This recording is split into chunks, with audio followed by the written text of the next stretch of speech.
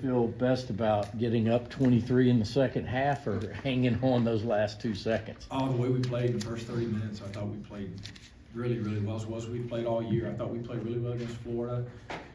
At times against Missouri, you know, in the first, say, 25 in the last 5 minutes, of course, the way we finished that game.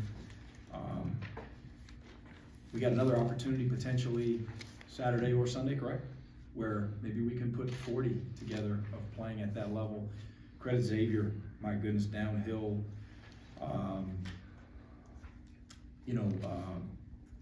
Having dug themselves a big hole, of course, they were terrific down the stretch.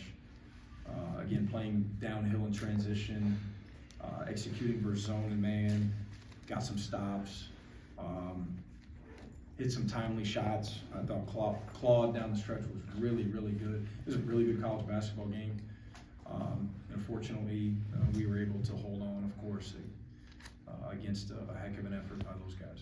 Mike, what's the value of a win like this in the postseason? I know it wasn't always pretty good. What do you hope the program get out of this? Hey, sure. You know, as a staff and as a team, you know, we go in there and talk about the fact that we've got to learn from that. And again, we're always going to preach growth and learning through wins and losses.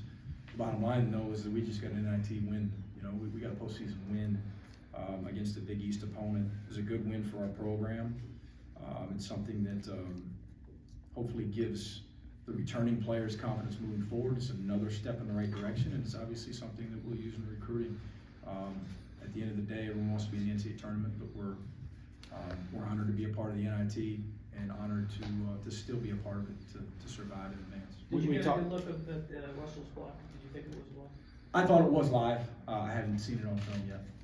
We talked Sunday about all that was going to go into the prep for this. I would imagine it's been a chaotic 48 hours. Yeah. Just what all went into that 48 hours, and does that make this feel a little bit more rewarding? Yeah, it does a little bit. It does. Fortunately for us, we try to do a lot of some similar things, both offensively and defensively to Florida. Xavier's got a lot of similarities. Again, both offensively and defensively with their ball screen motion, with their zone attack, or should I say, with our need to zone them because of the difficulty to defend their guards off of ball screens and the way that their bigs seal drives. They play with great physicality, not quite as tall and long as Florida's front court guys, but probably even more physical.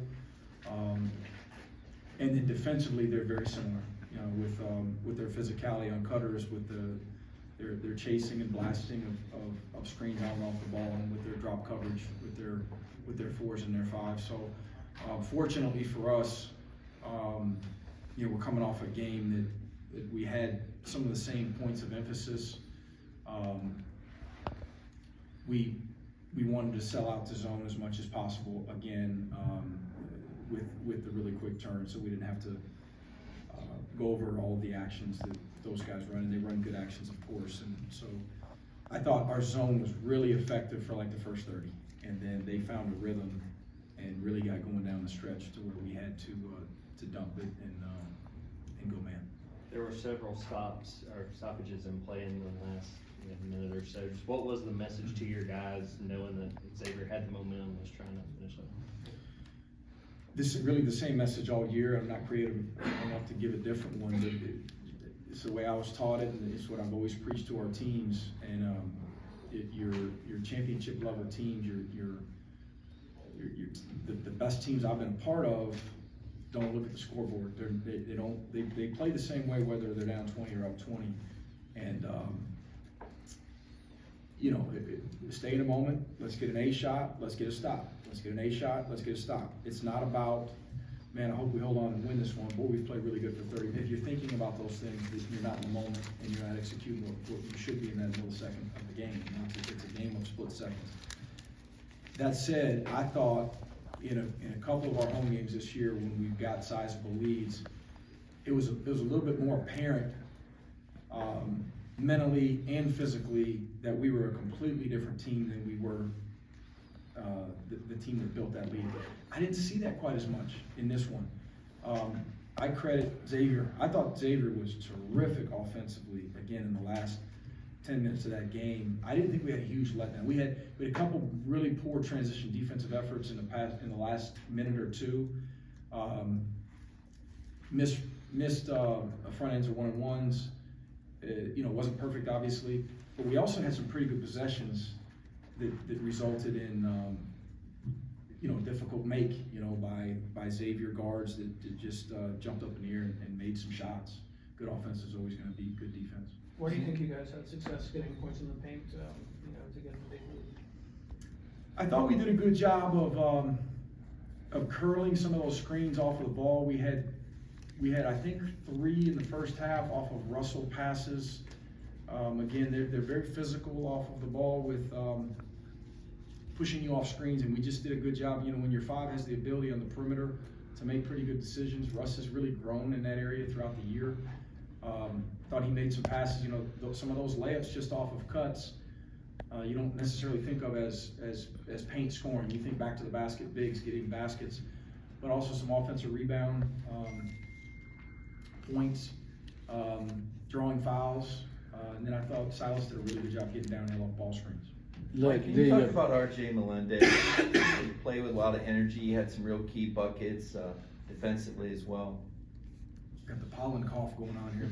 Hey, I'll give him a second to get a sip of water if he wants it. We'll probably finish after one more question after this because our players are waiting and we're just trying to keep it moving. Yeah. And so we'll have one question and then we'll bring in Silas and RJ will come You in don't mind and we'll do them at the table. So, Oh, sure. Thanks. Yeah. Mike, can you just talk about the play of RJ Melendez and some of the energy that he brought? I thought RJ played really well. I thought he did a pretty good job on Claude, even when Claude made some hard ones on him. He stayed in front of him and he forced long 2s and 3s. But that said, again, Claude had some timely ones, some big ones. But I thought RJ, he from the second he went in the game, I thought he provided energy offensively. He's shooting the ball well here down the stretch. Getting 14 points in only 21 minutes, was really efficient. One of his better games. Just wanted to ask about the free throws. This is the second game in a row that you didn't get. Yeah. Many of them anxiety, or because it seemed like most of the guys that were up there are pretty good. Yeah. That's a tough one. I'm looking at our numbers right now. RJ Sunohara hasn't been to the line very often all year. Frank hasn't had a bunch of opportunity there, but 8 of 14. I'm glad we made 8 of them. Glad we didn't make 6 of them. Be out there still playing.